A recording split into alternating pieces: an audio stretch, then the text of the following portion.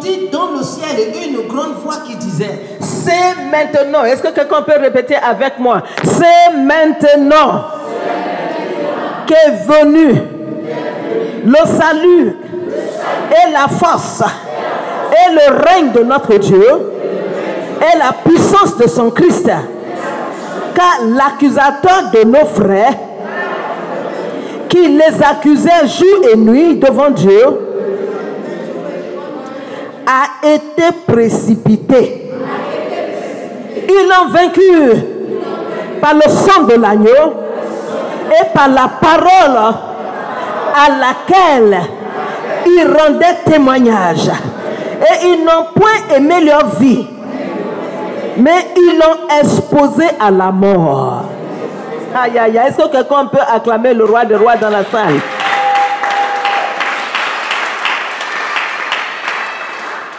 Bien-aimés, dans ces quelques versets que nous venons de lire, la Bible dit quoi? Dit, il y avait un combat dans le ciel où Dieu lui-même siège.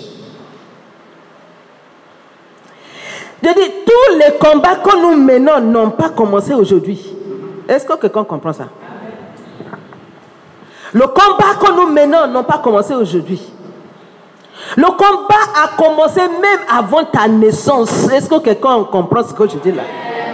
Même déjà, quand tu étais une sémence, le diable, il voyait déjà cette sémence. Il savait déjà ce que Dieu a programmé pour cette sémence. Et lui et ses anges, ils se sont dressés déjà pour dire, celui-là, s'il vient, il va nous créer des problèmes. Pourquoi est-ce qu'il y a eu ce combat? La Bible dit que la femme a enfanté. Et le diable cherchait à détruire cette sémence. Le diable cherchait, le dragon, l'ancien dragon appelé Satan, cherchait à détruire. Il y a eu un combat. Parce que le diable cherche à détruire la vie de quelqu'un ici. Le combat a commencé. L'homme de Dieu dimanche dernier nous a dit, on voit ton étoile, même avant ta naissance. Ton étoile brille déjà. Et on sait, ceux qui ont les 4 ou 5 yeux là, ils savent déjà où cette étoile exceptionnelle est en train de briller. Bien aimé, ton étoile est exceptionnelle. Comme on a. Son étoile est exceptionnelle. Alléluia. Si tu n'es pas important, il n'y aura pas de combat. Si ce que tu fais n'est pas important, le diable ne s'en soucie pas. On m'a raconté qu'il y a un chasseur qui est allé à la chasse. Et quand il est parti avec son fils, il a tiré son fusil. Et quand il a lancé son fusil, qu'est-ce qui se passe? Les balles de son fusil a touché des animaux, mais au lieu de s'arrêter pour prendre cela quand ces balles ont touché, il poursuivait encore, pour chasser ceux qui couraient encore. Et son fils lui dit, papa, au lieu de courir derrière ceux qui sont en train de courir là, pourquoi on ne s'arrête pas pour prendre cela que les balles ont déjà touché?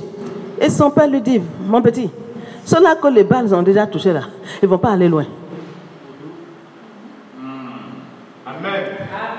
Ils ne vont pas aller loin. Laissez-les. Pourchassons. Suis ceux-là qui courent encore. Si le diable est en train, tu vois tous les jours, tu dis, Seigneur, mais pourquoi moi? C'est parce qu'il voit ton étoile. Il sait que tu es sur pied. Il sait que tu es en train de courir. Donc, il faut qu'il fasse tout ce qui est possible pour te détruire. Mais tu lui dirais que tu sais que ton Rédempteur vit.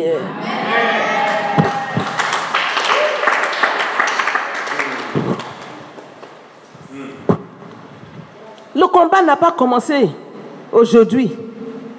Pourquoi moi? Pourquoi pas? Laisse ça. Cherche quelles seront les stratégies pour triompher dans ce combat. Quelles sont les stratégies dont j'ai besoin? Qu'est-ce que c'est, Seigneur? Quel est le régime? Comment faire? Comment défendre? Comment triompher? C'est ça. Ce n'est pas pourquoi moi. Parce que ton étoile est exceptionnelle. Comme on a. Alléluia. Le combat a commencé. Je dis, une chose est certaine. Et cette chose, c'est que de la même manière, le diable a été précipité du ciel. Écoute, entre toi et moi, Dieu sait que ce sont ses enfants qui sont ici. Qui voit un serpent qui le dérange, comme nous sommes ici là. Il y a un serpent qui est en train de nous déranger ici. Et puis je le chasse vers le département des enfants. Est-ce que c'est normal là? Oh oh, on est ensemble là. Mais si je le fais, c'est parce que je sais qu'ils sont capables d'écraser sa tête. Vous ne m'avez pas saisi. Si j'ai des enfants là-bas et puis que ne sont pas en train de m'embêter, et que moi en tant que leur parent qui aime mes enfants, je précipite de descendre d'ici et il va vers chez les enfants et que je ne m'en soucie pas, c'est parce que je sais la capacité que j'ai mis dans mes enfants. C'est parce que j'ai confiance dans les enfants. Et je sais que quand il va arriver là-bas, il sera achevé. Est-ce que quelqu'un me suit là?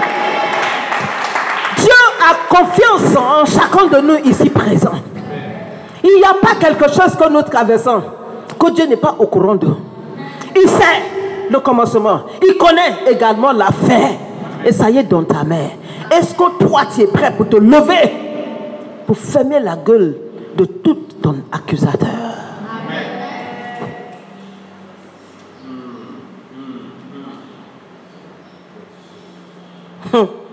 Il dit, alors j'entendis dans le ciel une grande voix qui disait, c'est maintenant qu'est venu le salut et la force et le règne de... Aussi longtemps que l'accusateur est là, il n'y a point de salut. Aussi longtemps que ton accusateur est là, il n'y a pas de salut. Il n'y a pas le règne de Dieu. Il n'y a pas la force. Même au ciel où Dieu siège.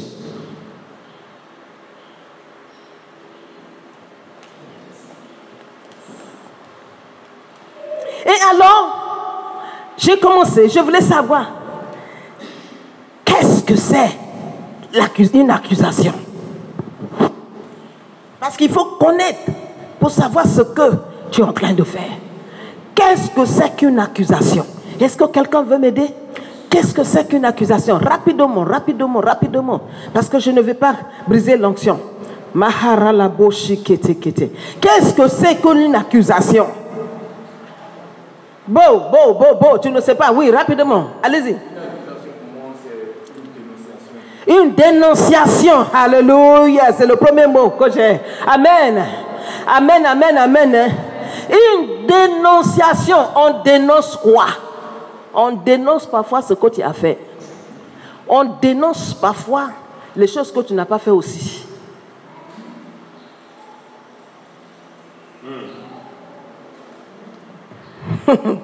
Et je dis, c'est celui qui dénonce, ça c'est l'accusateur. Qu'est-ce que c'est qu'une accusation? C'est souligner une forme et la mettre en relief. C'est-à-dire quelqu'un vient te regarder, quelque chose que tu as fait là, il vient souligner ça. Est-ce que quelqu'un me comprend là? Tu as fait quelque chose, il vient maintenant, il grossit ça pour qu'on voit ça bien. Accentuer, faire ressortir. Même si la personne n'avait pas bien compris, même quand tu as fait quelque chose, l'accusateur, quand il vient ressortir ce que tu as fait. Et puis du coup, la personne dit, ah, donc, il m'a pris pour une idiote alors. Est-ce que nous sommes encore ensemble là? C'est le rôle de l'accusateur. De dire, mettre en évidence un état, une caractéristique. Il y a des comportements caractéristiques, tu es orgueilleux, tu es bizarre. Et quand le diable vient, qu'est-ce qu'il fait? Il a l'onction pour t'exposer. On est encore ensemble là. Alléluia. Je dis, tenir quelque chose pour responsable d'une situation. Ou bien tenir quelqu'un responsable d'une situation, d'un événement fâcheux.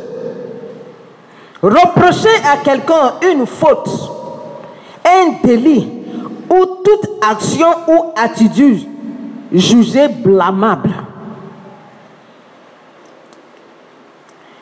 Déférer quelqu'un en justice pour un délit ou un crime. Est-ce que tout le monde ici, est-ce que nous savons que devant le Seigneur, il y a un tribunal? Est-ce que vous savez qu'il y a un tribunal au ciel? Amen. Que quand le diable vient, il a des évidences dans sa main. Cette évidence peut être une petite erreur qui est là, mais son travail, c'est de grossir ça, de le mettre en relief et de te dénoncer et de te mettre de côté parce qu'il sait que Dieu est le Dieu juste. Dieu lui-même, il est lié par lui-même ses lois.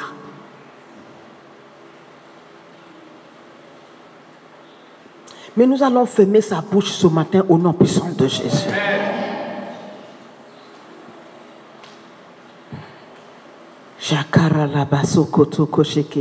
Maintenant je dis, mais qu'est-ce que c'est qu'un accusateur? L'accusateur de nos frères. Qu'est-ce que c'est qu'un accusateur? C'est celui qui dénonce quelqu'un comme coupable de son travail. Il te dénonce comme coupable. Il le fait avec des évidences. C'est pour cela que nous devons veiller sur notre vie. Ne donne plus d'évidence au diable, s'il vous plaît. Nos familles, les problèmes familiaux, les aïeux, ils en ont suffisamment fait. Toi aussi, il ne faut pas ajouter. Le diable a suffisamment de fondements dans nos familles sur lesquels il peut se baser pour nous accuser de janvier jusqu'en décembre, chaque année. Si nous lui laissons la place. Le sang de Jésus, d'accord, t'a purifié, t'a libéré. Tu es une nouvelle créature. Mais en tant qu'une nouvelle créature, tu ne dois pas ouvrir les portes une fois encore. Cet évangile qui te dit qu'une fois sauvé, tu es toujours sauvé. Je me tiens devant l'autel de Dieu pour te dire que si tu es sauvé, une fois sauvé, pourquoi est-ce que la Bible dit menez, veillez sur ton salut? Pourquoi est-ce que tu dois veiller sur ton salut? Avec tremblement.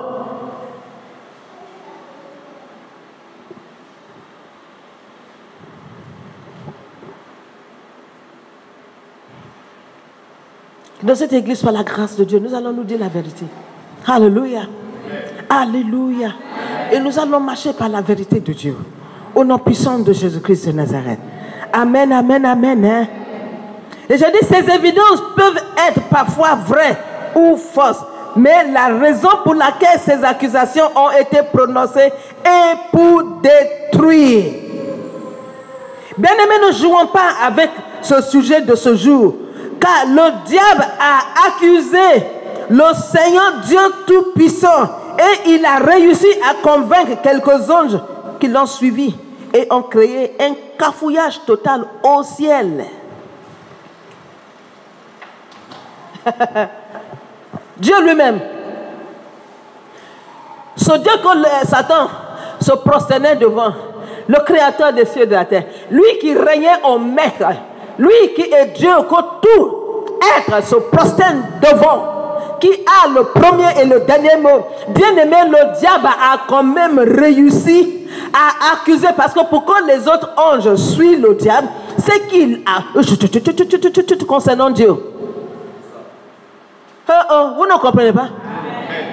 Il y a eu tu as vu Dieu, c'est lui là, toujours il faut se prosterner, c'est toujours lui qui veut la gloire, c'est toujours lui la louange. Quiconque est en train de toi, il faut lui dire, je te lis parce que tu veux m'envoyer en enfer. Le diable a réussi à contre Dieu, jusqu'à ce qu'il ait des disciples. Les anges déchus avec lui là, c'est parce qu'il les a convaincus. C'est avec quoi? Accusation contre Dieu. Jusqu'à ce qu'il crée un cafouillage au ciel.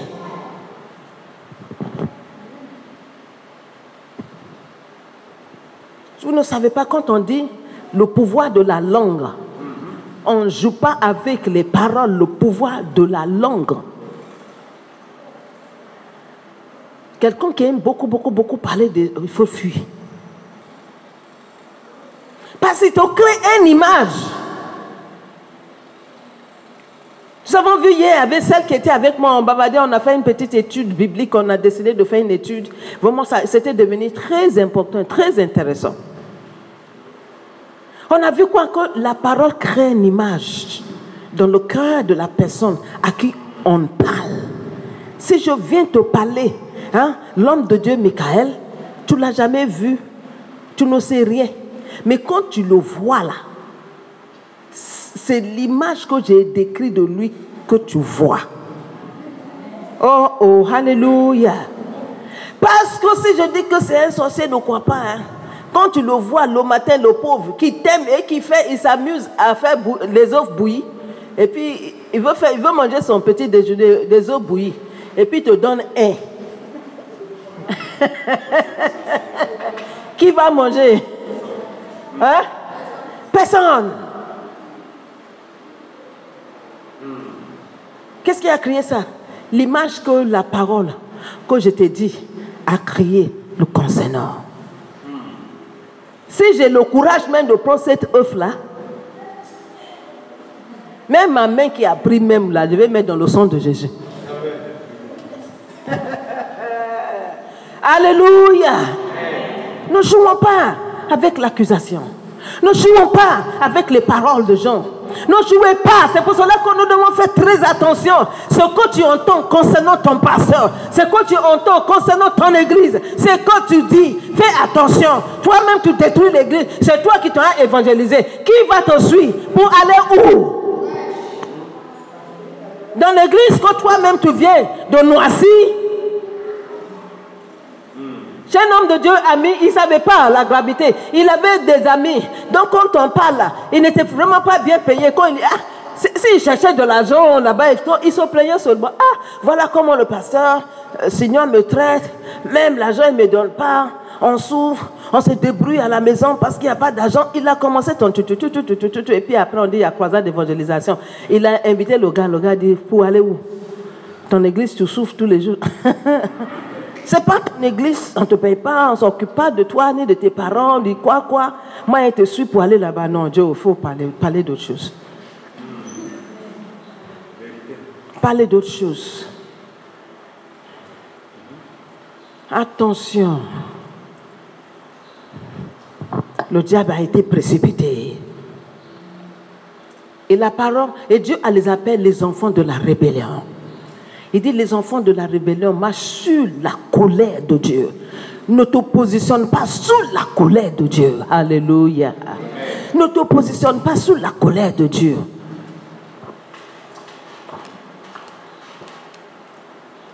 Oh, que le Seigneur nous aide ce matin. Que le Seigneur nous aide ce matin. Est-ce que quelqu'un encore ici? Et alors, je dis, pourquoi accuser? Pourquoi est-ce que quelqu'un t'accuse? Et quelles sont les conséquences?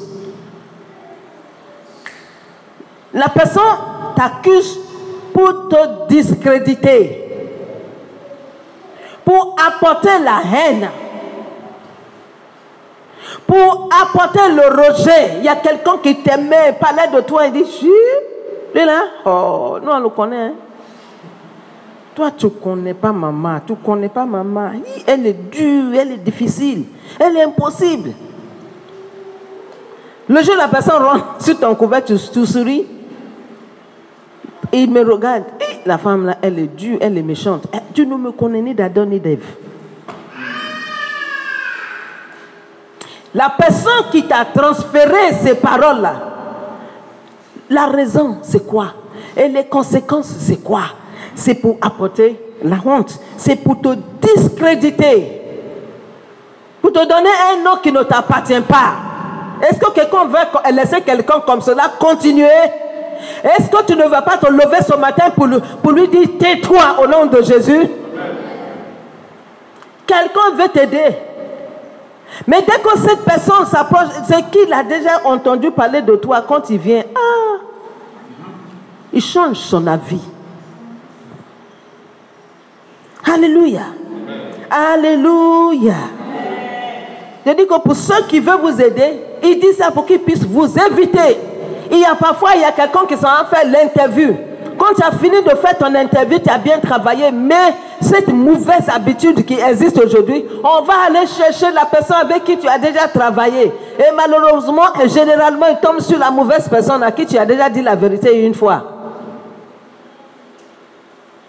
Et quand tu tombes sur cette personne, on a besoin d'avoir son idée pour te confirmer, pour te donner le travail. Et cette personne, au lieu de dire, c'est là donc qui cherche à quitter ici, hein. Donc, il veut promotion, il veut devenir comme nous. Il commence à te dénigrer. Il dit les choses sur toi que on préfère prendre la personne même qui est derrière toi. Est-ce que quelqu'un me suit là? Accusation. Accusation te vole la faveur de Dieu qui est sur ta vie. L'accusation éloigne ceux qui doivent t'aider de toi. L'accusation fait que les gens t'évitent. Et puis toi, tu es là, tu es gentil, tu ne comprends rien, mais les gens t'évitent seulement. Tu pries, tu jeûnes, mais les gens t'évitent. Tu fais de bien, quand ils sont serrés, ils tendent la main, ils prennent ton bien, ils disent merci, mais ils font comme ça pour se reculer. À cause de ce qu'ils ont déjà entendu te concernant.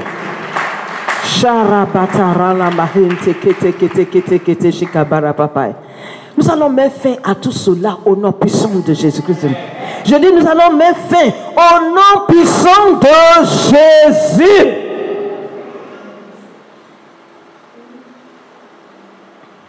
Je dis, lorsqu'il y a une accusation dans une relation, il n'y aura plus de confiance. Vous avez compris, non? Et on commence à se méfier. Pourquoi? Parce qu'une image a été créée dans notre esprit contre cette personne. Une relation sans confiance, c'est parce qu'il y a une accusation quelque part. Est-ce que quelqu'un est d'accord avec moi ce matin? Et lorsqu'il existe une accusation, la communication sera brisée. On ne se fait pas confiance, donc on ne peut pas se dire la vérité. Il y a beaucoup de yo. Tu entends une seule personne qui parle. L'autre fait parce qu'il a peur de toi. La communication est brisée. Même dans le foyer, la communication est brisée. Alléluia. Entre les frères et les sœurs, la communication est brisée. Parce qu'il y a déjà quelque chose qui a été dit. Que le Seigneur nous délivre en ce jour au nom puissant de Jésus. Je dis, lorsque l'accusateur est en action dans notre vie, vous pouvez être né de nouveau, mais il y a des dimensions spirituelles que tu devais atteindre, que tu n'atteindras jamais. Et ça, c'est très, très important. Vous ne priez pas rentrer dans l'intention de Dieu. Vous savez, cette accusation, ce type d'accusation, c'est l'accusation que le diable a mis dans ta tête, tout concernant toi-même, ou bien que quelqu'un t'a dit tout concernant.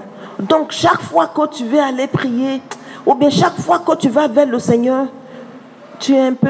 C'est en ce moment que cette idée-là monte sur toi. Et tu commences à te dire que vraiment, je ne sais même pas dire même. Dieu ne m'écoute même pas. Et tu commences à t'accuser toi-même. Tu commences à dire des choses négatives sur toi-même. Quand on dit, viens, le Seigneur veut t'emmener dans dire, moi, hein, ce n'est pas possible, moi comme ça là. Je suis comme ça, je suis comme ça. Je suis comme ça. Oh. Et qu'est-ce que tu fais? Chaque fois que tu es devant le Seigneur, tu es facilement découragé. Et facilement découragé également, ça aussi, ça peut être accusation quand on t'a raconté concernant une autre personne. Et ça devient un blocage. Aujourd'hui, est-ce que vous savez qu'il y a beaucoup, quand tu dis serviteur de Dieu, on dit oh. On dit c'est un pasteur. On dit oh, ça là, il faut laisser tomber.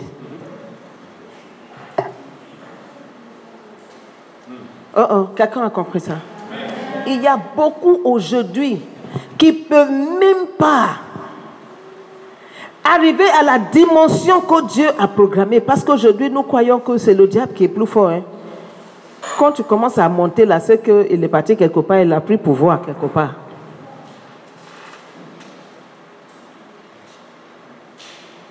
Ou bien le diable amène les gens même par accusation. On dit lui là, aujourd'hui, il y a quelque chose, il y a un phénomène bizarre que je constate, les pasteurs qui se rassemblent pour prier contre les autres pasteurs.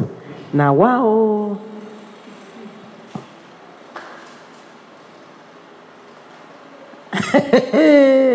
Les pasteurs qui prennent jeûne et prière pour prier contre les autres pasteurs. Tu es son Dieu. S'il est égaré, que le Seigneur le frappe. La Bible dit quoi? Dans le livre de Juges, Jérubabel, c'est Baal et Dieu qui se lève, qui se défend. On doit arriver. En tout cas, c'est moi ma prière. Seigneur, tu es le Dieu de l'univers. Tu es le créateur des cieux et de la terre. Ton nom est en train d'être bafoué. Aujourd'hui, quand on dit qu'on est pasteur, on nous méprise. Aujourd'hui, tu es pasteur, il faut que tu aies quelque chose. Aujourd'hui, tu es pasteur, il faut qu'on raconte de n'importe quoi sur toi. On est devenu la risée. Moi, je refuse de faire partie de ce groupe-là. Lève-toi et défends ma cause. Lève-toi et montre qu'à la maison de louange, là, c'est toi qui es notre Dieu. La maison de louange, tu sais, toi-même, tu sais, crédit de la maison de louange, on n'a même qu'à finir de payer. Tu connais la base. Tu connais où on a eu l'argent pour bâtir cet hôtel.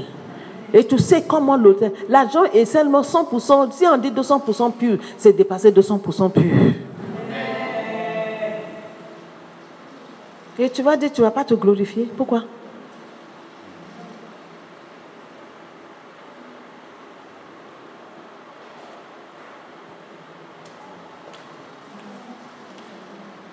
Et puis nous regardons, on ne peut même plus rentrer dans la dimension, l'intention de Dieu pour ta vie. Si tu passes tout ton temps à écouter ce que les accusations, tu ne peux pas parce que ça constitue un blocage. Ça va constituer un blocage dans ta vie, un mur que tu ne pourras pas surmonter. Tu vas tourner en rond. Mais écoute, excuse-moi, comment se fait-il que tu ne rêves jamais de choses bien sur ton pasteur? Tu ne vois rien de bien. Tu ne vois rien de bien dans l'église. Un homme de Dieu, quand tu le vois, il est sorcier ou bien il est venu coucher avec toi. Je dis que toi-même, ce sont tes idées même là, d'impudicité, d'impudique, qui s'est manifestée dans ta tête. Et quand tu prends la tête de tes personnes pour commencer maintenant à vouloir souiller le nom de Jésus, des gens, le Seigneur va s'élever au nom puissant de Jésus-Christ de Nazareth. Ça suffit. Nos promotions sont volées par accusation et jalousie.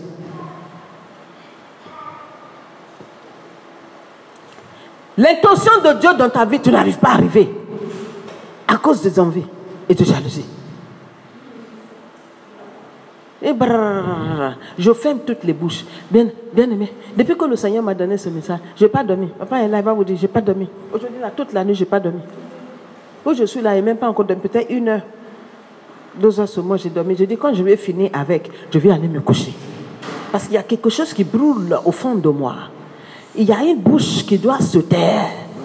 Il y a tous ceux qui ne me laissent pas rentrer dans le programme de Dieu, qui ne laissent pas la maison de louange rentrer par les que vous avez fait, des fausses accusations, des images qu'on doit déchirer. Il y a beaucoup ici, ce que Dieu a programmé pour vous. Il y a des grands, il y a des ministères, il y a des dons que Dieu a mis dans ceux qui sont là, mais vous n'arrivez pas à avancer. À cause des paroles, à cause des images. Soit c'est l'image qu'on a proclamée pour toi, soit c'est paroles qu'on a proclamées contre toi qui sont en train d'agir devant les démons, devant les puissances, devant les principautés. Au nom puissant de Jésus-Christ de Nazareth. Nous allons arrêter ça en ce jour au nom de Jésus. Au nom de Jésus. Et je dis au nom de Jésus. Toute accusation. On dit tu l'as vu, tu as vu, tu as vu. Tu l'as vu. Je dis, en plus, je vais m'arrêter bientôt ici. Il dit, les accusations, il les accusait jour et nuit devant notre Dieu. Jour et nuit, le gars est en train de t'accuser. Toi, tu es en train de dormir. Jour et nuit, il est là. Il te suit partout. Il faut qu'il trouve quelque chose. Il embête Dieu. N'oublions pas que même notre Seigneur Jésus a dit que le juge unique, il dit, si ce n'est pas aimé à cause du fait que la femme l'embêtait, il faut se débarrasser d'elle en lui donnant ce qu'elle veut. Le diable ne dort pas. À chaque instant, il est en train de t'accuser. À chaque instant, tu es en train de plaisanter.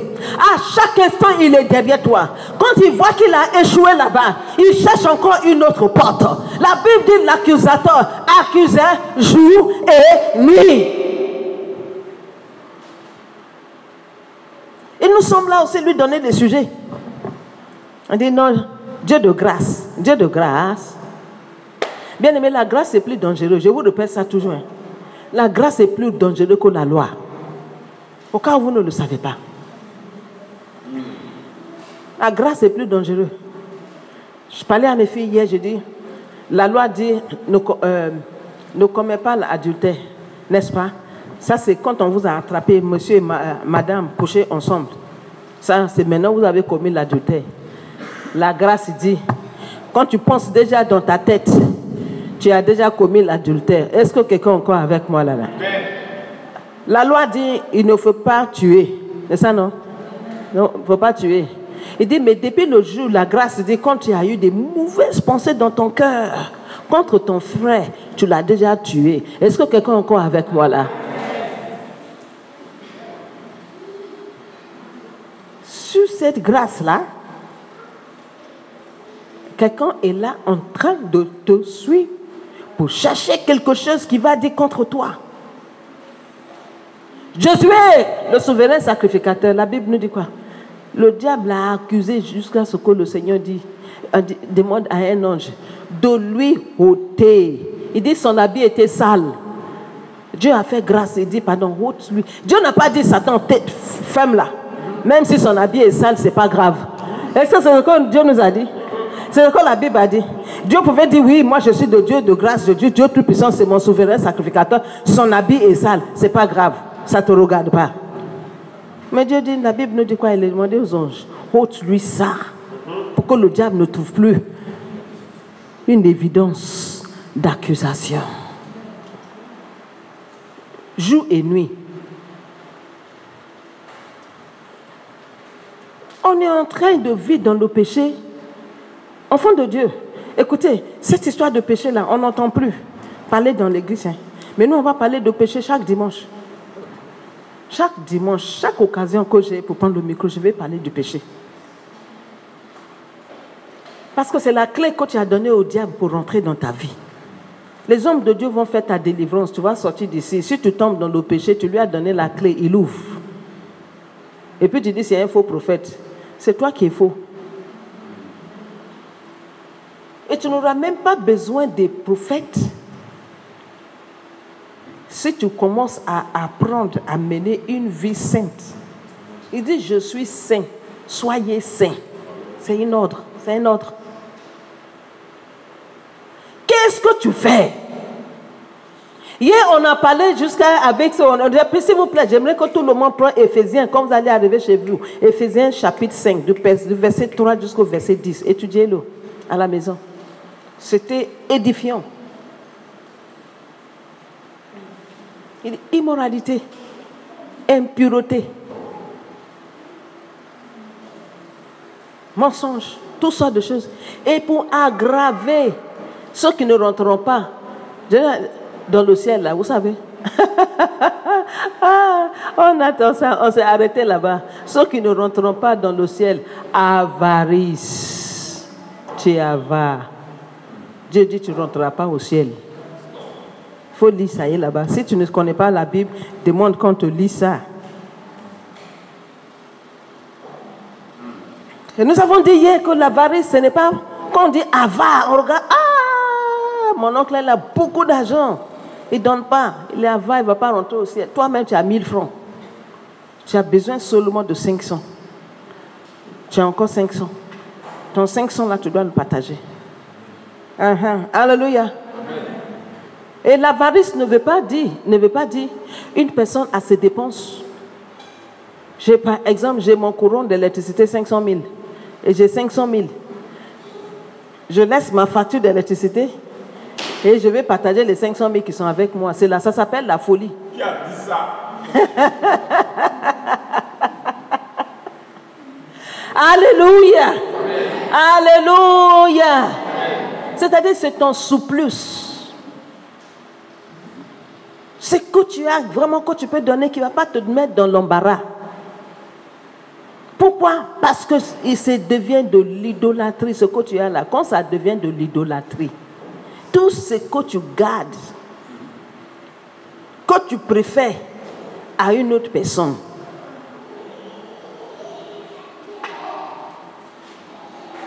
ne rentrera pas. Il dit, il ne rentrera pas. C'est dans le Nouveau Testament. Vous qui me dites que c'est les choses d'ancien. Ça là, c'est dans Éphésiens et dans le Nouveau Testament. Jésus-Christ même est venu, il est parti. Ça y est là. On doit changer nos vies. On doit cesser de raconter de n'importe quoi sur les gens. On doit cesser. Il y a des personnes, ils sont fauchés, mais leur téléphone, là, ils en jouent dedans. Tout simplement pour aller barabou. Hey, dis-toi bien que c'est à cause de ça que le ciel, le diable a détourné des anges au ciel. On les appelle aujourd'hui des démons. Il ne faut pas changer ton nom, tu es un enfant de Dieu. C'était des anges de Dieu à l'époque. Aujourd'hui, on les appelle quoi? Démons. Les anges déchus.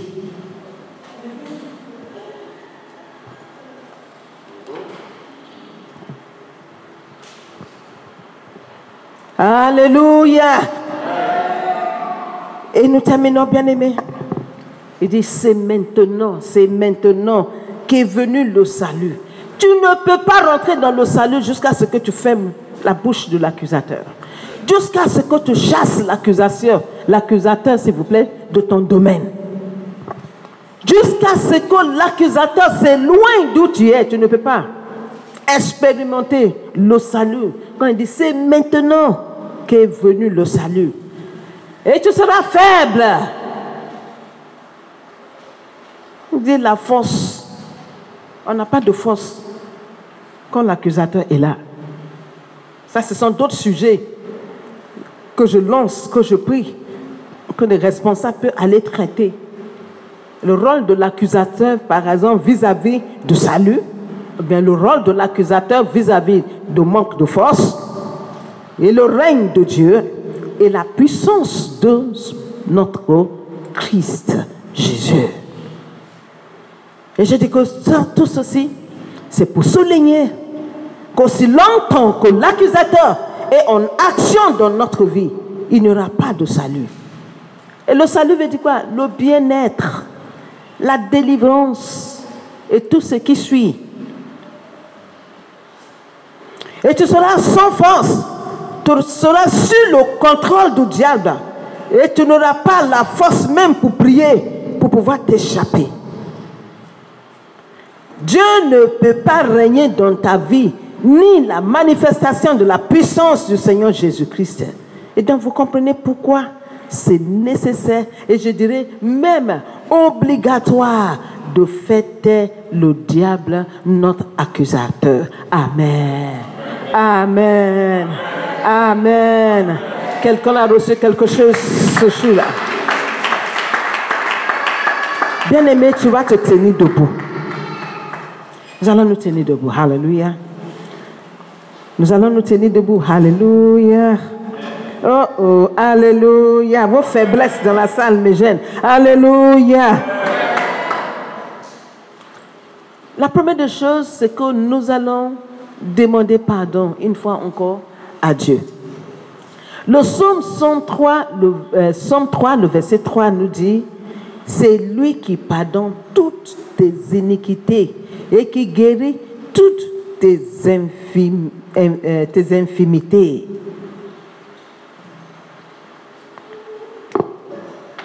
Iniquité, vous savez, bien aimé, on dit le péché et l'iniquité.